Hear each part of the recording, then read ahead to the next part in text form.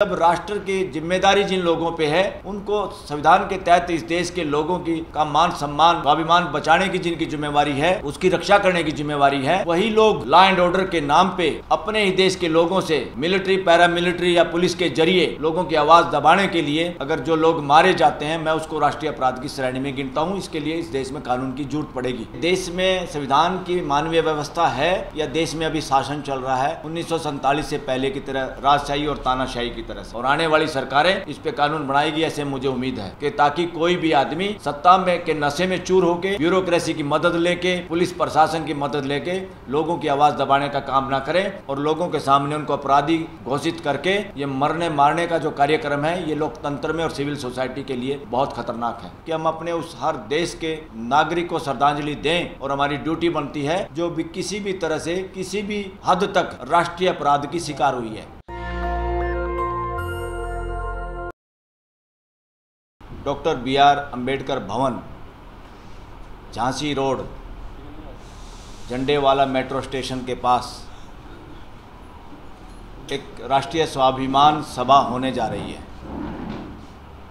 जिसको राष्ट्र स्वाभिमान मंच ऑर्गेनाइज कर रहा है। और उस मंच के भागीदार मेन लोग हैं, वो NGOज भी हैं, वो स्टूडेंट्स ऑर्गेनाइजेशन भी हैं, वो किसान यूनियन भी है, वो वकीलों के संगठन भी हैं और सोशल सिविल सोसाइटी के लोग भी हैं।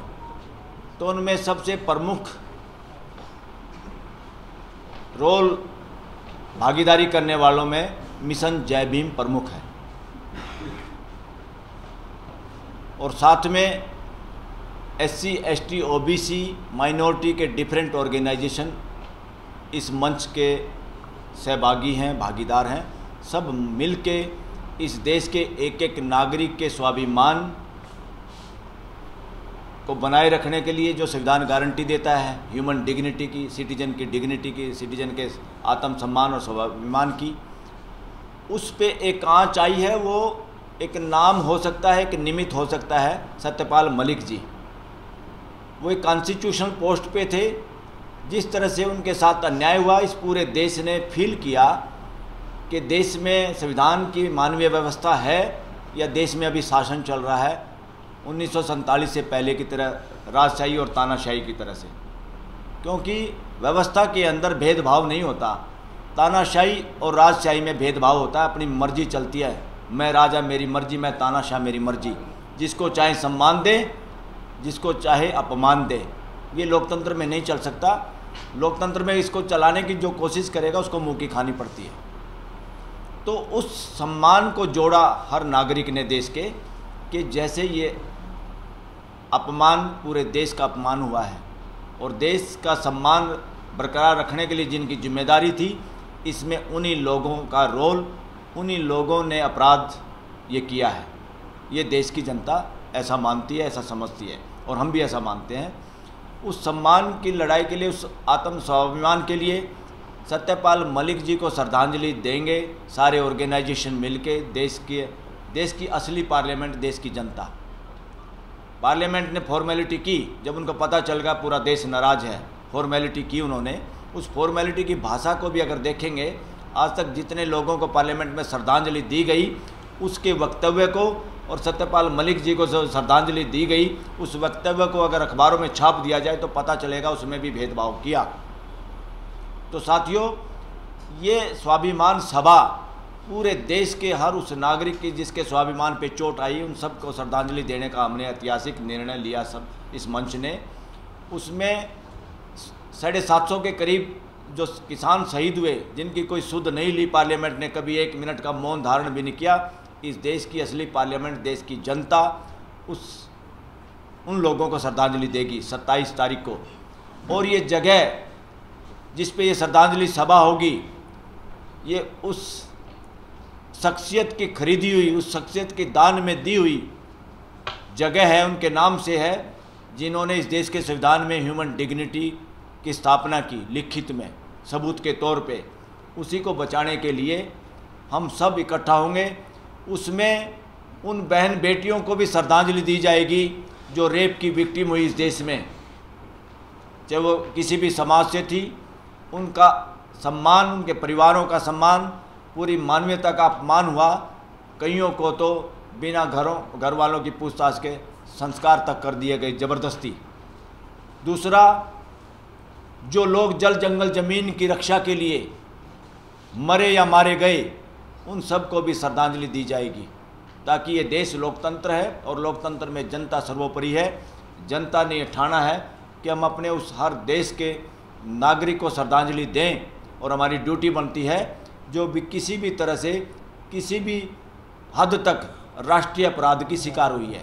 राष्ट्रीय अपराध साथियों वो है जब राष्ट्र की जिम्मेदारी जिन लोगों पे है, उनको संविधान के तहत इस देश के लोगों की का मान सम्मान स्वाभिमान बचाने की जिनकी जिम्मेवारी है, उसकी रक्षा करने की जिम्मेवारी है, वही लोग लॉ एंड ऑर्डर के नाम पे अपने ही देश के लोगों से मिलिट्री, पैरामिलिट्री या पुलिस के जरिए लोगों की आवाज़ दबाने के लिए अगर जो लोग मारे जाते हैं, मैं उसको राष्ट्रीय अपराध की श्रेणी में गिनता हूँ। इसके लिए इस देश में कानून की जरूरत पड़ेगी और आने वाली सरकारें इस पे कानून बनाएगी, ऐसे मुझे उम्मीद है कि ताकि कोई भी आदमी सत्ता में के नशे में चूर होके, ब्यूरोक्रेसी की मदद लेके, पुलिस प्रशासन की मदद लेके लोगों की आवाज़ दबाने का काम ना करें और लोगों के सामने उनको अपराधी घोषित करके ये मरने मारने का जो कार्यक्रम है, ये लोकतंत्र में और सिविल सोसाइटी के लिए बहुत खतरनाक है।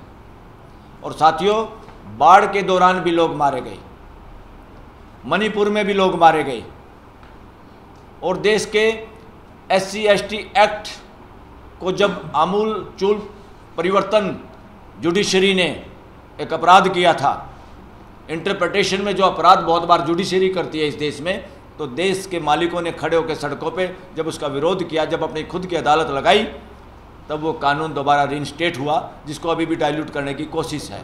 उस वक़्त भी हमारे बहन भाई इस देश के नागरिक मारे गए, उनको भी श्रद्धांजलि दी जाएगी। समाज का कोई भी तबका, इस देश में एक इंसान की जान का मतलब है पूरे देश की जान। एक इंसान की जान, एक हमारे नागरिक की जान, एक हमारे भाई बहन की जान, जिसकी भी अपराध के बहाने, लॉ एंड ऑर्डर के बहाने, डेमोक्रेटिक प्रदर्शन करने के दौरान या किसी को आतंकवादी, नक्सलवादी, देशद्रोही, पाकिस्तानी, पता नहीं क्या क्या कह के मिसयूज जब किया जाता देश की फोर्सेस का, गलत तरीके से, लीगल तरीके से, कॉन्स्टिट्यूशन की चादर ओढ़ के, ऐसा अपराध है राष्ट्रीय अपराध, और ऐसे अपराधियों का नाम है राष्ट्रीय अपराधी। इस देश में कानून की जरूरत पड़ेगी, क्योंकि बहुत हो चुका, सिर पानी से ऊपर उठ गए।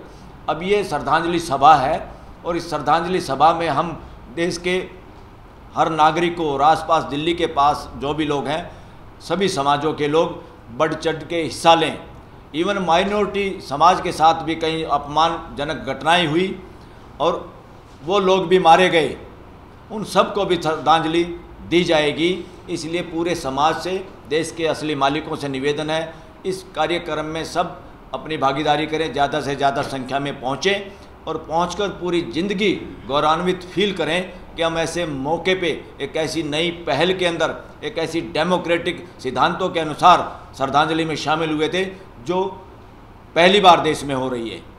और इसमें सबसे ज़्यादा मैं इस सहयोगी होने के नाते, और इसमें जो सहयोग दे के मोटिवेट करने में सबसे ज़्यादा बड़ा रोल रहा मिशन जय भीम का, जिन्होंने बिल्कुल कदम से कदम मिला के हर उस काम में वैचारिक तौर पे भी और जगह तय करने में भी और हर बात में जो एक कार्यक्रम करने के लिए जो ज़रूरत होती है, उस हर काम में दिशा निर्देश भी, सहयोग भी, वैचारिक योगदान भी, और कंधे से कंधा मिला के मिशन जय भीम इस प्रोग्राम के अगुवा के रूप में हमारे साथ इस मंच की मुख्य रीढ़ की हड्डी के रूप में काम कर रहा है।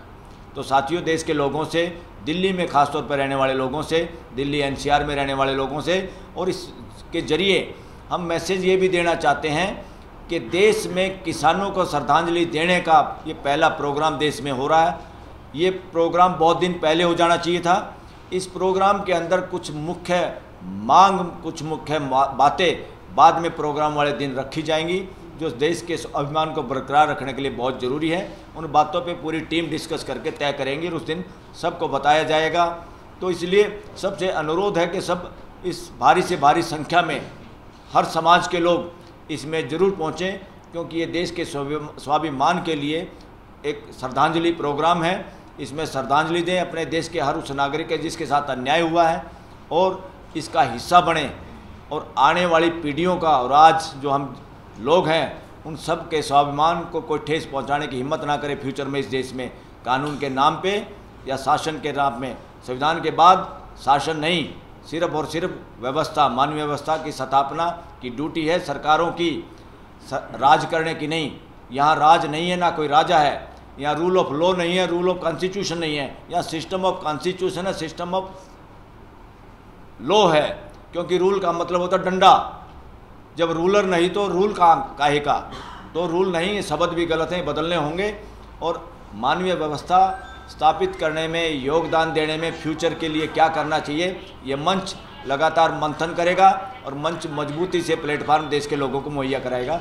Thank you very much. सब लोग इसमें हिस्सा लें, सब लोग प्रचार प्रसार खुद करें और अपने खर्चे से, अपने तौर तरीके से इसमें भारी संख्या में पहुंचने की कृपा करें। नेशनल दस्तक की आपसे गुजारिश है कि अगर इसको बचाना चाहते हैं तो नेशनल दस्तक को सब्सक्राइब करने के लिए रेड कलर के सब्सक्राइब बटन को दबाएं, फिर बेल आइकन की घंटी दबाएं। नेशनल दस्तक को बचाने के लिए बहुत जरूरी है कि हर खबर को शेयर करें, लाइक करें, कमेंट जरूर करें।